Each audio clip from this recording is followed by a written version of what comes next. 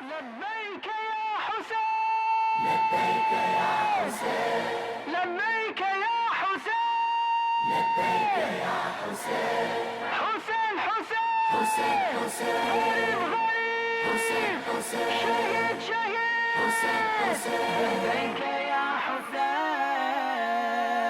لبيك يا حسين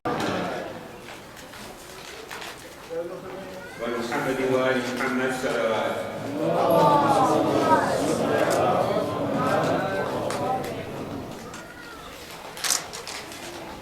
أعوذ بالله من الشيطان اللعين الرجيم بسم الله الرحمن الرحيم لا حول ولا قوة إلا بالله العلي العظيم حسبنا الله ونعم الوكيل نعم المولى ونعم النصير الحمد لله رب العالمين الصلاة والسلام على خير خلقه ونور عرشه أفضل الأنبياء والمرسلين خاتم النبيين أبي القاسم محمد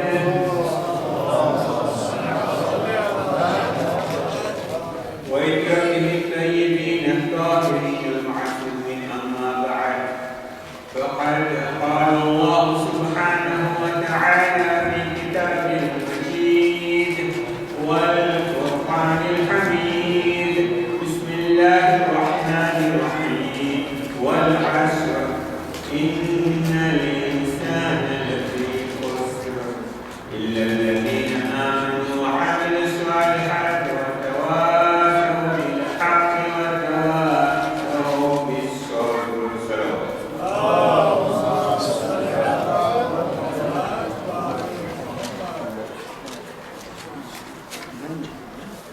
Indeed,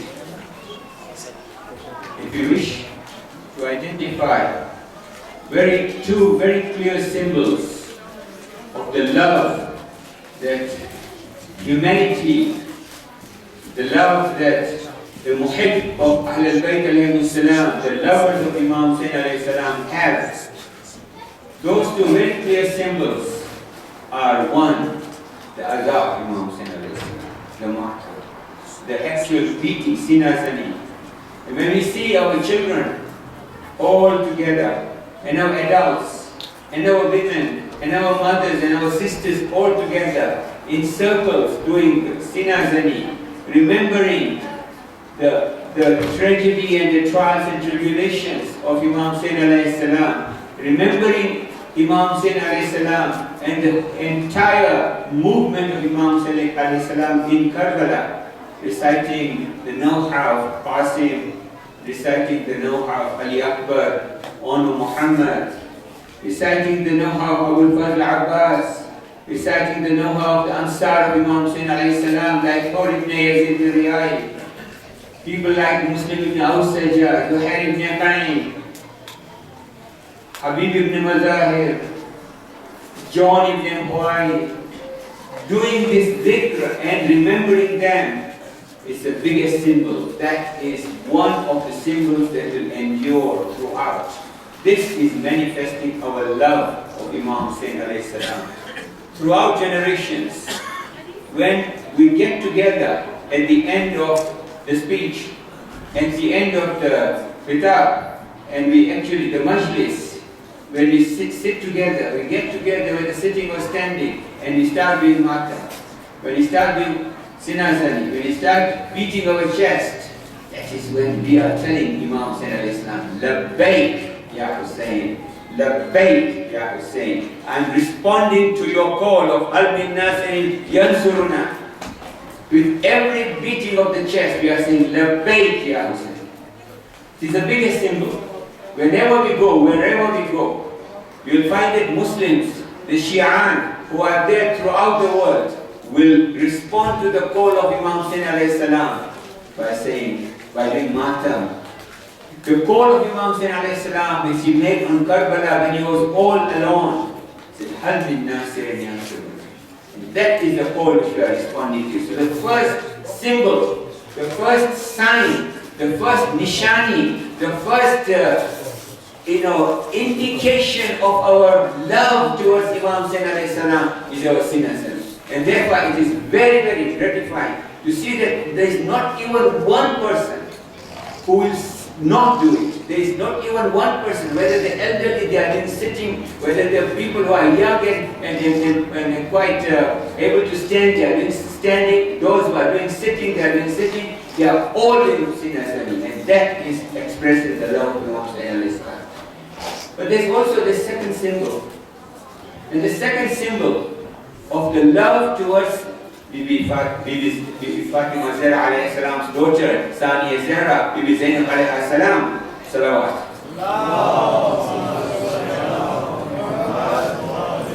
That symbol of the love of Bibi Zainab alayhi salam, of her trials and tribulations, of the tragedies and the sacrifices that she suffered, that she made. What is that symbol? That is hijab. That is hijab. When we do matam, we say, Ya Hussein. When a lady wears hijab, she is responding to the call of Bibi Zainab alayhi salam in the streets of Sham, in the streets of Kufa, in the streets wherever she made the sermon saying, Ya Hussein, Ya Hussein, do you know my Hussein? My brother Hussein died. He gave his life for the sake of Islam. Do you know who he was? This is the symbol. There was nothing more that was painful and grievous to Bibi Zainab alayhi salam than to have the hijab taken away on the night of Sham al-Fadi. When they came and they took the hijab, they actually took the hijab with the end of the spears. So these are the two symbols. And it's very important that we remember that as we commemorate the adha of Imam Hussain alayhi salam, that we express our love, we should remember that these two things are very important. All of us should be committed. We should all be committed to adha of Imam Hussain alayhi salam. Ya azadarani Imam Hussain. We will do azadari wherever we are, and we'll do it with our heart, with ikhlas and with love. We'll do it every time, throughout the year. And particularly in the days of Ayyam Ashura, we'll do it. Because we're expressing our love for Imam Hussain alayhi salam. But at the same time, we should make sure that we have commitment to hijab as well. We must have commitment to hijab. Our ladies must feel that this hijab was something that Imam Hussain alayhi salam gave his life for. And therefore it is very important. It is not optional. It is not something that you may wear, you may not wear. It shows the commitment of the ladies, of the mothers and the sisters, that Ya Hussein, Ya Zainab, this is my commitment to you. I will wear this, whatever may happen. There are many places where it's difficult to wear hijab. In some places it's being very difficult to go to school with hijab. But our sisters throughout the world, what are they doing? They are not giving up this symbol. This is a symbol of love for Bibi Zainab alayhi salam. They are not giving it up. They say, my daughter will wear hijab. My wife will wear hijab. My sister will wear hijab. My mother will wear hijab. And my wife will wear hijab. This is a commitment from the men that my family will wear hijab. Why? This is a symbol of love for Bibi Zainab alayhi salam. This is a symbol of love. This is something that attaches ourselves to Bibi Zainab alayhi salam in the same way as we do Azadani. Salawat.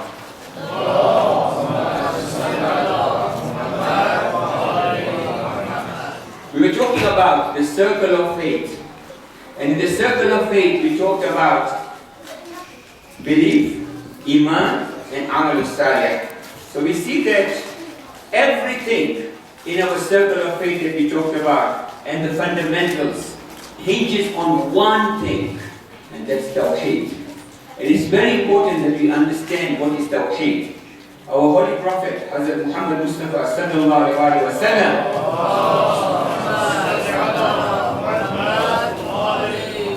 when he declared Islam to the people, to the entire people of Makkah. He said, "Qulu la ilaha illallah tuflihu." Say la ilaha illallah and you will be successful.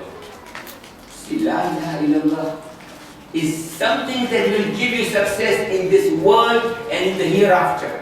We have to understand, our kalama is la ilaha illallah.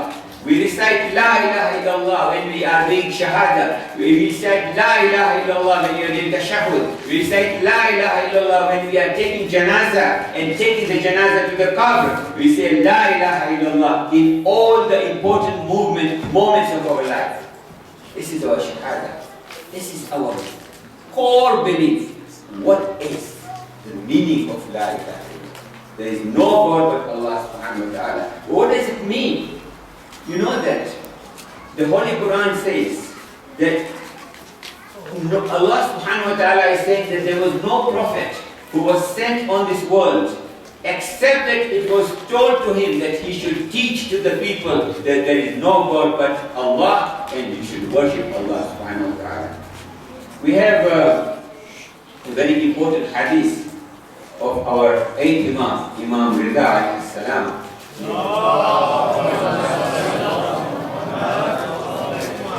He says, "Kalimatu la ilaha illallah hisni, wa man dakhala hisni amina adhan." This is the hadith which is called Silsilatul Dhahabi. This is a hadith that is narrated by our 8th Imam, Imam Rida alayhi salam, and he says this, the sanad of this hadith is that he says, my father said, and his father told him, and his father told him. It goes all the way to Imam Ali alayhi salam, and it goes all the way to the Holy Prophet alayhi salam, and it goes to Jibreel, and it goes to Allah subhanahu wa ta'ala. So this is Silsilatul Dhahabiyya. This is a golden chain.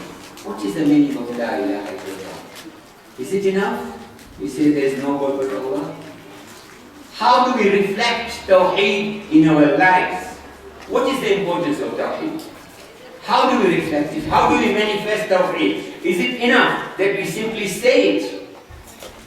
Tawheed is supposed to change our lives, to transform it. It is one that links us with Allah subhanahu wa ta'ala. It places us in the right direction. It puts us in the right focus to go towards success in the hereafter, in this world and the hereafter.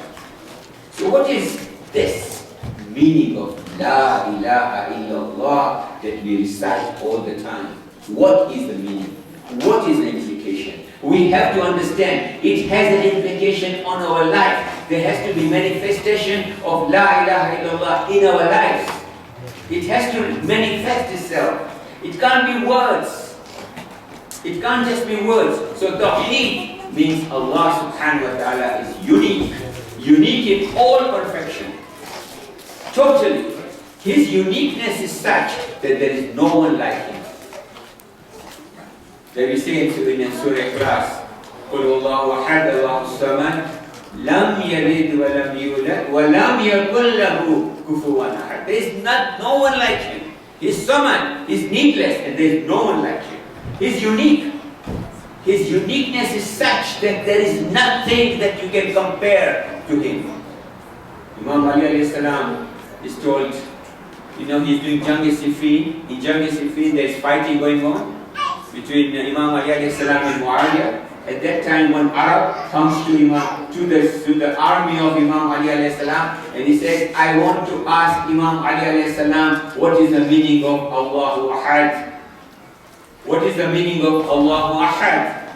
What is the meaning of that God is one? And Imam Ali alayhi salam, the soldiers, they say, this is not the time for discussion. This is not the time for explanation. This is the time of war. People are fighting. Muawiyah's army is fighting. At that time, Imam Ali alayhi salam says, this is the reason why we are fighting. We are fighting for Tawheed. We are fighting to make people understand what is Tawheed. And therefore, he explained to the Bedouin. He said, when Allah subhanahu wa ta'ala says that He is one, that means that there is nothing like Him. When we say there is one for ourselves, there is a second one and third one and fourth. He is unique in every respect. His uniqueness is such that there is no second to him. There is no number for him. Allah is unique in all perfections, in every respect. He is absolute. There is no power like Allah's. La hawla wa la quwwata illa billahi al-aliyyil azim. There is no power except that of Allah.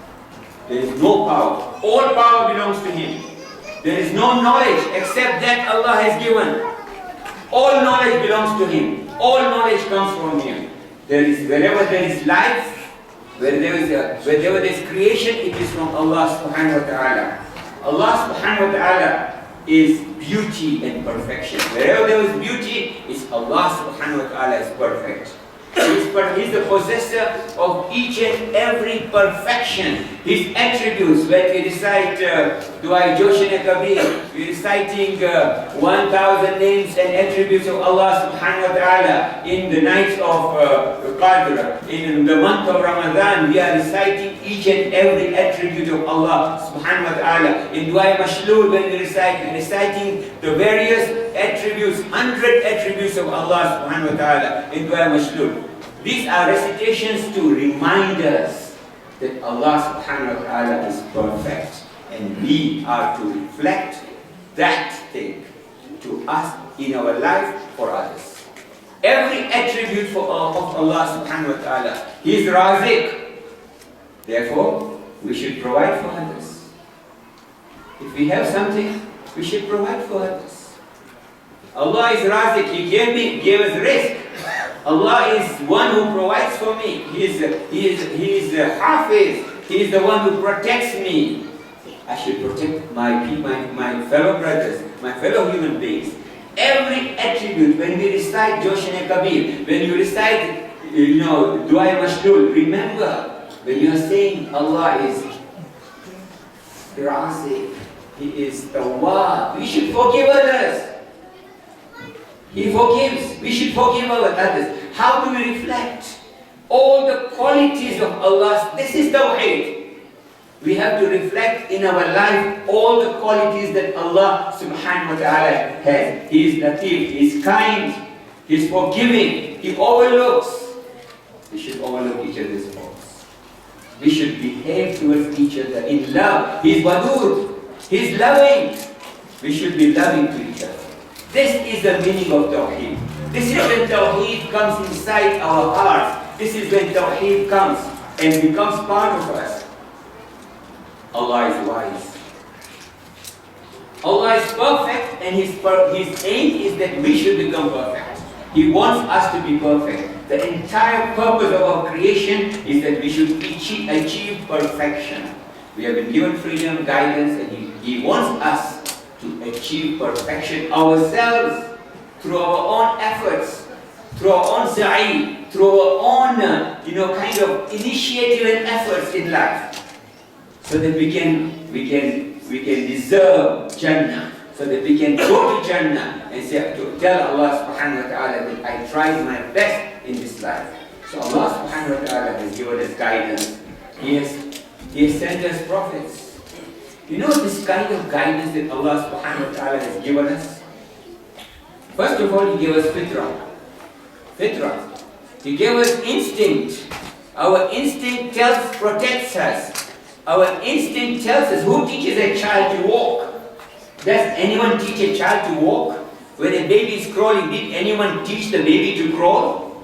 Did anyone teach the baby to suckle the milk of the mother? This is fitrah. This is Allah subhanahu wa ta'ala has given fitrah, has given instinct. This is done instinctively. So the first level of guidance Allah subhanahu wa ta'ala has given us is our instinct. The second thing He has given us rationality, ability, aql, the ability to reason, to be able to derive conclusions. Then He has given us the revelations, the Holy Quran, the various books of revelation. He has sent 124,000 prophets to show what is the meaning of that revelation and how to implement that revelation in your life. How to lead a life based on guidance, based on revelation. This is what Allah subhanahu wa ta'ala sent the prophets for, to live amongst ourselves and to show us how to lead our lives. That is why our Holy Prophet, for 40 years, he showed such excellent akhlaq, such excellent behavior, that everyone loved him. He was called Al-Amin, As-Sadiq. For 40 years, he did not say, become a Muslim. He lived Islam. This was living Islam. Islam being lived in action. We are all supposed to live our Islam in action, not in words only. Not in every respect, in all our relationship. The Holy Prophet, in his relationship with the people of Makkah, was such that people respected him, they honored him, they relied on him, and they liked him. They thought highly of him. Before he uttered the words, "Qulu la ilaha illallah tuflihu," everyone liked him. No one opposed him. No one was against him, because his akhlaq was such. He was expressing Islam in action. Islam in action. We have a blueprint. We have the Holy Quran. We have now to implement it. We have to say to ourselves, how am I implementing my guidance, the guidance Allah has given me? What is my Islam? What is my Iman? How am I going to implement my Iman in my life? What kind of relationships do I have? Am I honest? Am I Al-Amin? Am I As-Sadiq? Do I tell the truth? Do I deceive people? Do I hate people? Do I do riba of people? Do I behave towards people badly? Do I mistreat them? Do I belittle them? Do I make myself nice to them? Do I obey them? I obey my parents? Do I behave towards my parents nicely? Do I act towards my parents so that my parents are happy with me? Do I have a good relationship with my wife so that my family is based on love, affection and harmony? Do I bring up children who are based on akhlaq, who have akhlaq that they listen to the Majalis very carefully, and that do not do anything else during Majalis? Akhlaq that tells them that they should not be laughing and smiling during Majalis, but should listen very carefully, so that they understand as well. Slowly they'll start understanding. Inshallah, on the Sunday, after Ashura, I'm going to do a Majlis only for the children. So we'll take all the children and take the children in that room. While the program is going on here, we'll do a Majlis which is talking about the story of Karbala. I want to explain to each and every one of you, what is Karbala? I want to explain to each and every one of you the story of Bibi Sikina, the story of Ali Asghar, the story of Qasim, in the words that you can understand. So inshallah, you will be able to benefit from that. But when you are sitting in Farshaza, you must carefully listen. Listen, try to understand. Salawat.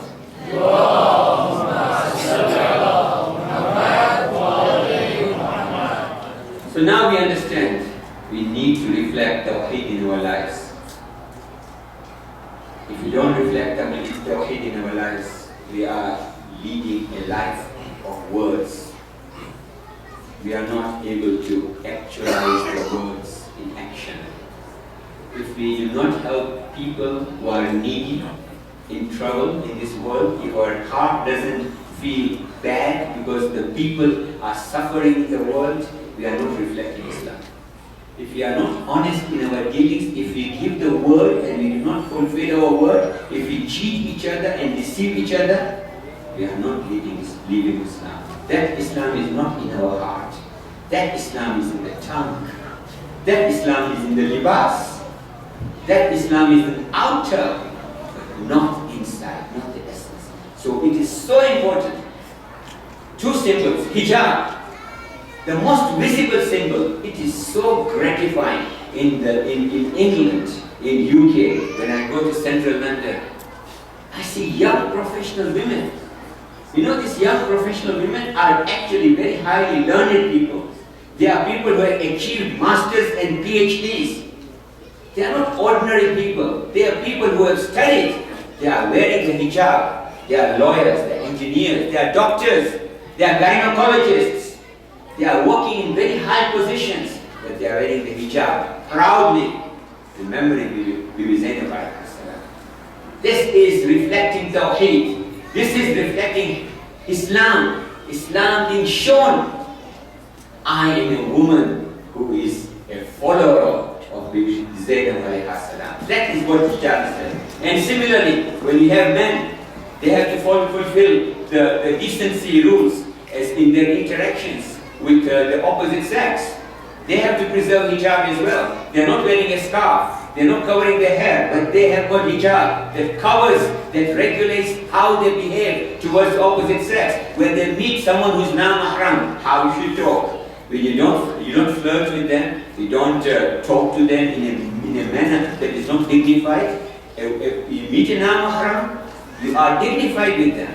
You talk. Allah doesn't say don't talk to non-mahram. Allah doesn't say don't actually have interactions. You will have interactions, but the interactions are with decency and dignity. Respect the woman.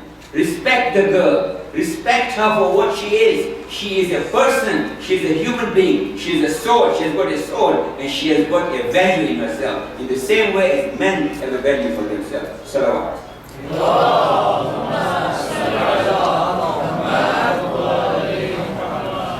Indeed, as we approach the various nights of remembrance and mourning and grief, tonight I would like to remember On and Muhammad, the children of Bibi Zainab alayhi salam. Who is Bibi Zainab alayhi salam? Bibi Zainab alayhi salam is the daughter of Bibi Fatima alayhi salam. She is the daughter of Imam Ali alayhi salam.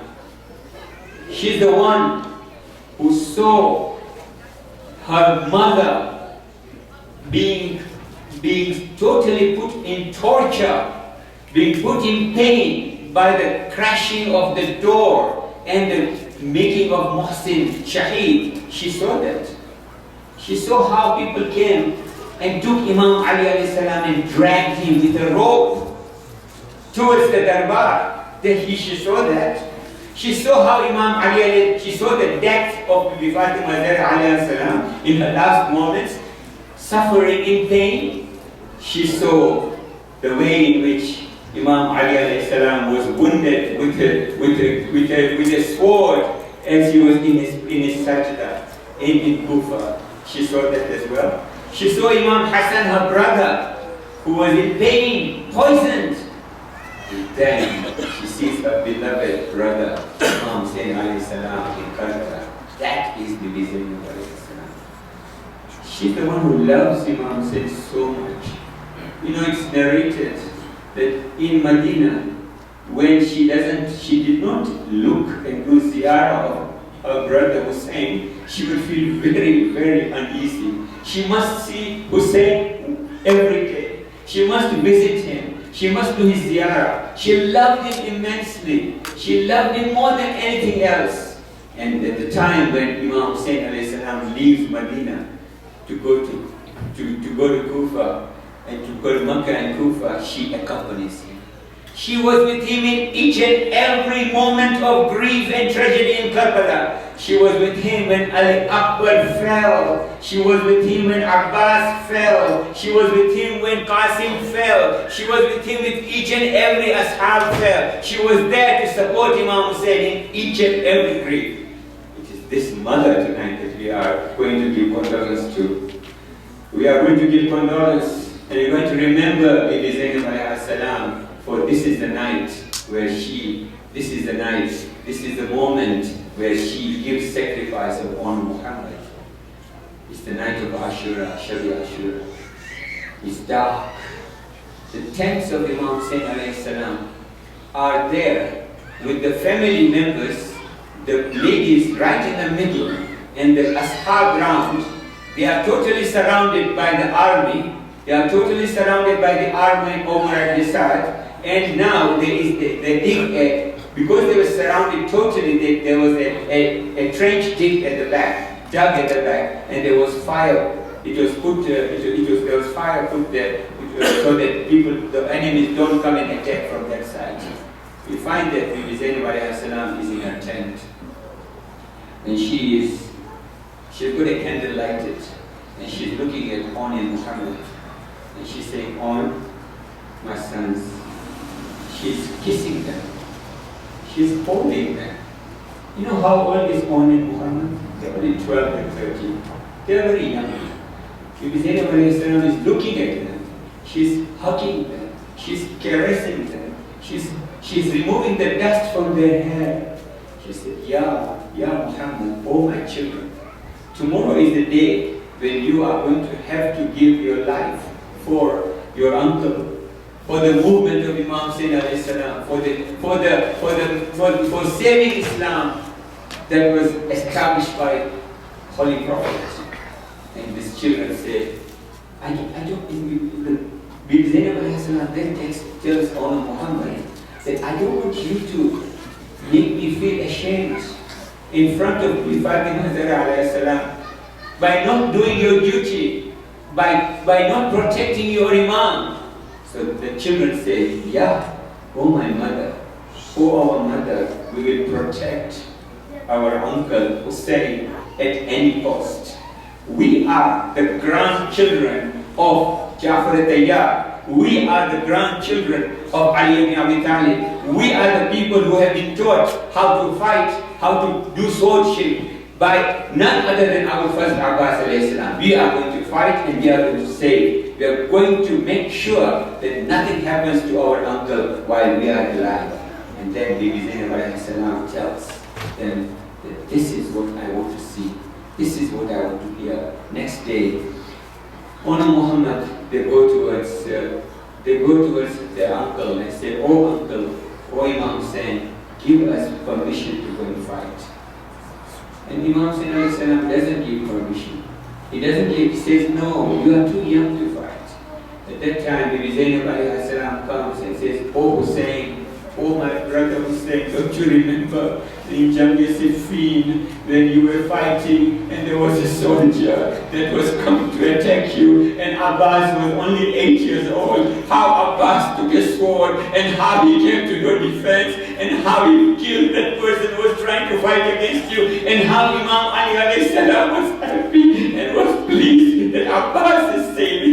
Imam said alayhi salam, I want to feel that happiness that I am sacrificing my children for you, for Islam, for this cause.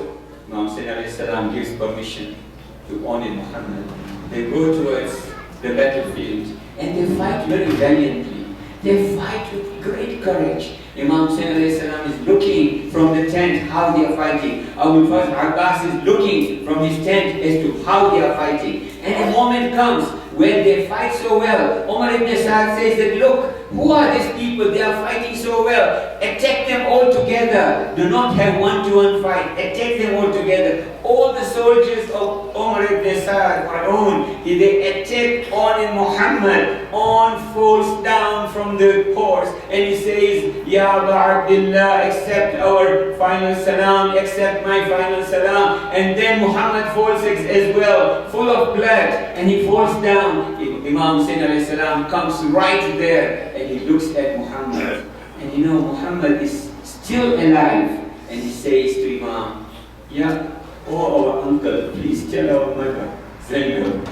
Tell our mother Zainab that we have done our duty, that we have fought. Is she pleased with us? Is she pleased with us? Have we pleased our mother? At that time, Imam Hussain alayhi salam tells this Muhammad, yes, you have indeed pleased your mother, and the soul of the two young boys leave towards heaven. Imam Hussain alayhi salam takes the two bodies and he goes towards the khaymah, towards the tent, and he puts the bodies in the tent.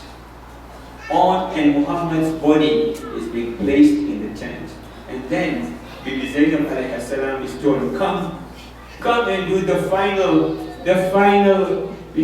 ziyarah of your children who have died. And Bibi Zainab alayhi salam comes. She comes in between the two lash, between the two bodies, and she starts, what she does, she looks at the blood-stricken body of Muhammad, and she looks at the body of On, and she sees all the blood and all the wounds.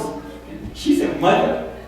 She's a mother. This is your mother. The mother is seeing the young children being in this particular. But what does she do? She has the courage and she has the sabr. She She goes into sajda. Ya Allah, please accept my sacrifice.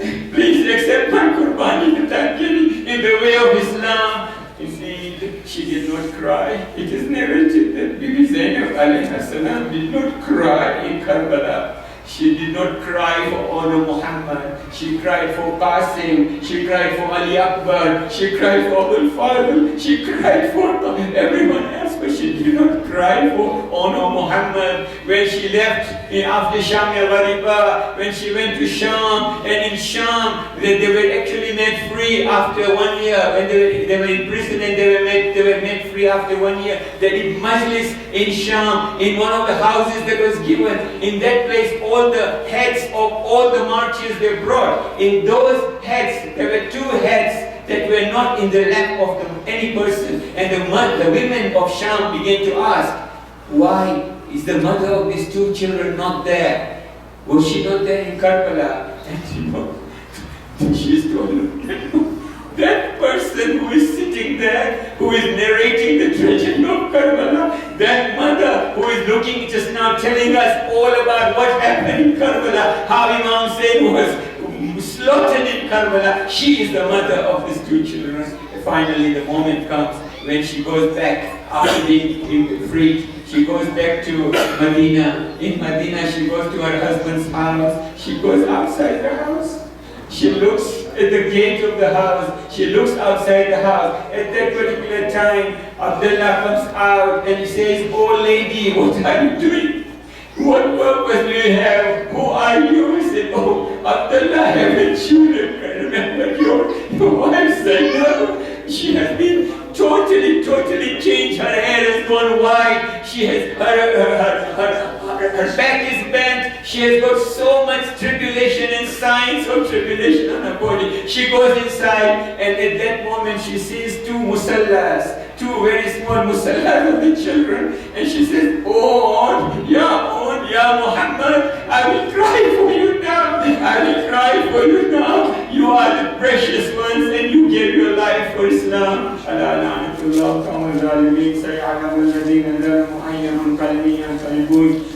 Hussein, Ya Hussein, Ya Hussein, Ya Hussein. يا حسين ليس رجل